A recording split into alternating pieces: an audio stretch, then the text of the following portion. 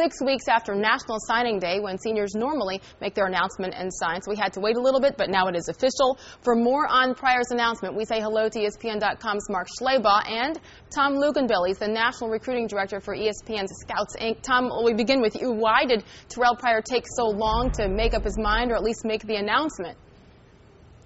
Well, first and foremost, I think he had a lot of different people in his camp tugging him in a lot of different directions. His father really liked Penn State, wanted him to maybe attend Penn State. He felt at the time leading up to National Signing Day that he needed more time to see other schools, Penn State being one of them and Oregon being one of them.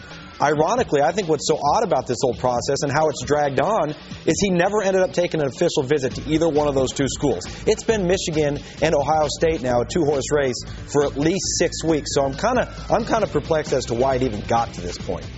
With that being said, if you're making comparisons, I mean, the guy is an amazing athlete, 6'6", 230. Who would you compare him to as a player, Tom?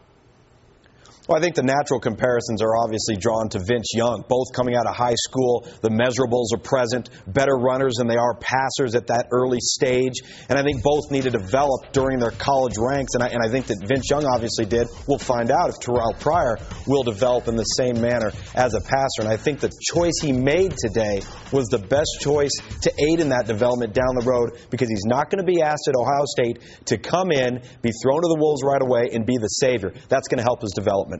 Any chance, Mark, that he will redshirt? I think that's the best thing for him. Tom has evaluated him and seen him more than I have, but everything I've been told and read is that he needs to really work on his passing game, the footwork, the throwing motion, pick up the progressions and the tendencies in the passing game, and I think he needs a year to do that. You agree, Tom?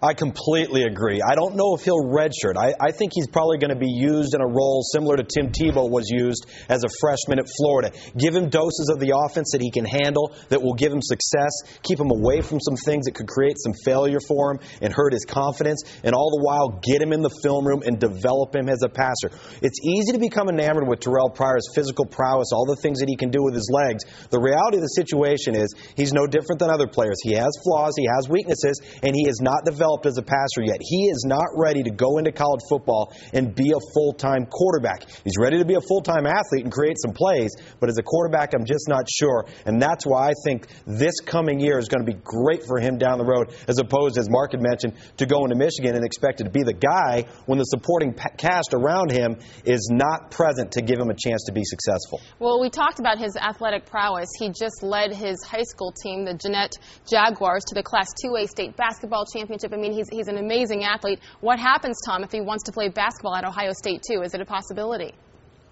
I can't imagine it's not a possibility. I know this has got to be something that both head coaches have discussed throughout the recruiting process. They realize it is a huge time management issue when you get a young man coming in. He's got to get acclimated to school, going to class on his own, study hall, the workouts, getting acclimated to football at another level, and then all of a sudden basketball comes around. So I think if they're going to do that, they're going to be very cautious. But I think really Terrelle Pryor is smart enough to realize that his future lies in football. If basketball can be a part of it, great.